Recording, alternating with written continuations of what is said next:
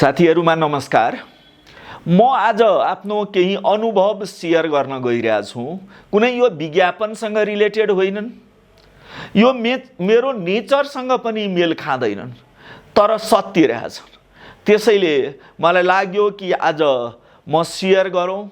अब कसैलाई राम्रो लागेछ भने ठिकै छ भन्नु होला, नत्र कसैसँग मेल नखान पनि सक्छ।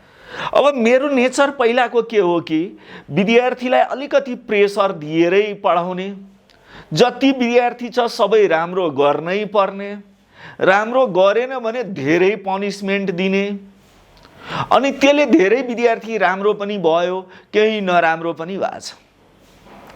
तर अहिलेको जेनेरेसन र पहिलोको जेनेरेसनमा धेरै फरक मैले पाएछु। यो 3-4 वर्षदेखि एबीएस कलेज लिड गर्दै जाँदाखेरि मैले के सिकेँ भने, किनकि पढाउनु भनेको एउटा लिडिङ गर्नु भनेको रिसर्च गर्नुपर्ने हो कि अहिलेको बच्चाले प्रेसर बर्दाश्त गर्न सक्दैनन्। प्रेसर दिएर र पिटेर धेरै राम्रो बनाउन खोज्नु भएछ र मैले खोजेको छु भने त्यो पोसिबल छैनन्। बरु इरिटेटिङ हामी बनाइदिन्छौँ, बच्चालाई नराम्रो बनाइदिन सक्छौँ, तर राम्रो बनाउन सम्भवै छैन। अहिलेका बच्चाहरू धेरै इगोइस्टिक छ, इगोमा लिन्छ ती कुरा र जे भन्नुहुन्छन् त्यसैको एगेन्स्टमा जान्छन्।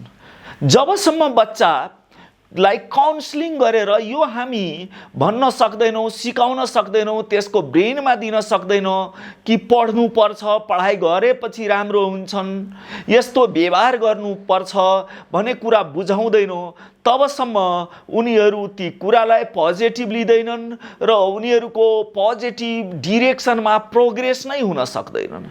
त्यसैले हामी सबै मिलेर, म गार्जियनहरूलाई अनुरोध गर्छु, टिचरहरूलाई अनुरोध गर्छु, स्कुलहरूका प्रिन्सिपलहरूलाई अनुरोध गर्छौँ कि यस्तो वातावरण बनाऊ कि पढ्ने इन्भाइरोमेन्ट त्यहाँ क्रिएट होस्, बच्चा मोटिभेट होस्, बच्चाले कुनै कुरा तपाईसँग सोध्न आउन्, डराएर होइनन्, मोर फ्रेन्डली इन्भाइरोमेन्ट क्रिएट गरौँ अनि मात्र हुन सक्छ। यदि तपाईँ हामी गार्जियन बुवा आमा र स्कुलले धेरै प्रेसर दियो भने अहिले टोलमा ड्रगिस्टहरू धेरै रहेछन्, ती बच्चा हामीबाट टाढिन्छन् र त्यहाँ गएर जम्मा हुन्छन्, जसको नकारात्मक इफेक्ट देख्न सक्छौँ र त्यसपछि ती बच्चालाई फेरि ट्र्याकमा ल्याउन धेरै गाह्रो छ। यो 2-3 सालको म अनुभव शेयर गरिरहेछु। धन्यवाद।